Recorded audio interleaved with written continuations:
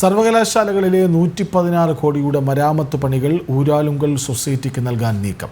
Kannur, Calicut, MG Malayalam സാങ്കേതിക സർവകലാശാലകളാണ് കരാർ നൽകുന്നത്.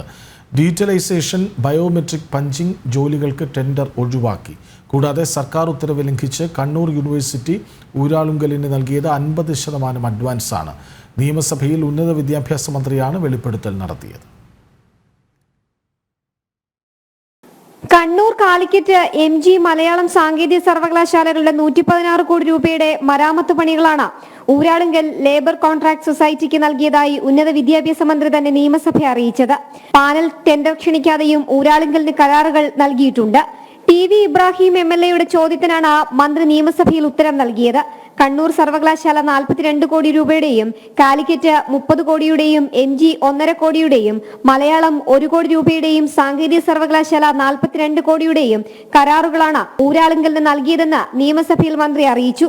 എന്നാൽ കേരള സർവകലാശാല പതിവ് രീതി അനുസരിച്ച് ടെൻഡർ ക്ഷണിച്ച് വിവിധ കരാറുകാർക്കാണ് നിർമ്മാണ ജോലികൾ ഏൽപ്പിച്ചത്. ഊരാളുങ്കലിന് കരാർ നൽകിയിട്ടുമില്ല. എല്ലാ സർവകലാശാലകളിലും ഉയർന്ന ശമ്പളം പറ്റുന്ന എക്സിക്യൂട്ടീവ് എഞ്ചിനീയർമാരും മറ്റുദ്യോഗസ്ഥരുമുള്ള എഞ്ചിനീയറിംഗ് വിഭാഗം പ്രവർത്തിക്കുമ്പോഴാണ് എസ്റ്റിമേറ്റ് തയ്യാറാക്കുന്നത് ഉൾപ്പെടെയുള്ള ജോലികൾ പുറം കരാറുകാർക്ക് നൽകുന്നത്. കേന്ദ്ര സർക്കാരിൽ നിന്നും UGCയിൽ നിന്നുമുള്ള ഫണ്ടിൽ പൂർത്തിയാകേണ്ട കെട്ടിട നിർമ്മാണ ജോലികളും മാർക്ക് ടാബുലേഷൻ ഷീറ്റുകളുടെ ഡിജിറ്റലൈസേഷൻ ജോലികളും ഊരാളുങ്കൽ സൊസൈറ്റിക്കാണ് നൽകിയിട്ടുള്ളത്. MGയിൽ ബയോമെട്രിക് പഞ്ചിംഗ് മെഷീൻ നവീകരിക്കുവാനുള്ള ജോലിക്കും ഡിജിറ്റലൈസേഷൻ ജോലികൾക്കും കെൽട്രോൺ, സീഡിറ്റ് തുടങ്ങിയ അംഗീകൃത പാനലിലെ സ്ഥാപനങ്ങൾ ഊരാളുങ്കലിനൊപ്പം ടെൻഡർ നൽകിയെങ്കിലും പിന്നീട് അവർ പിന്മാറിയത് സമ്മർദ്ദങ്ങളുടെ അടിസ്ഥാനത്തിലാണെന്നും ആക്ഷേപമുണ്ട്.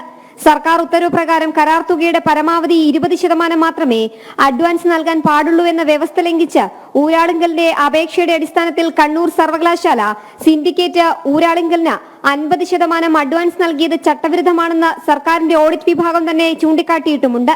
ജനം, തിരുവനന്തപുരം.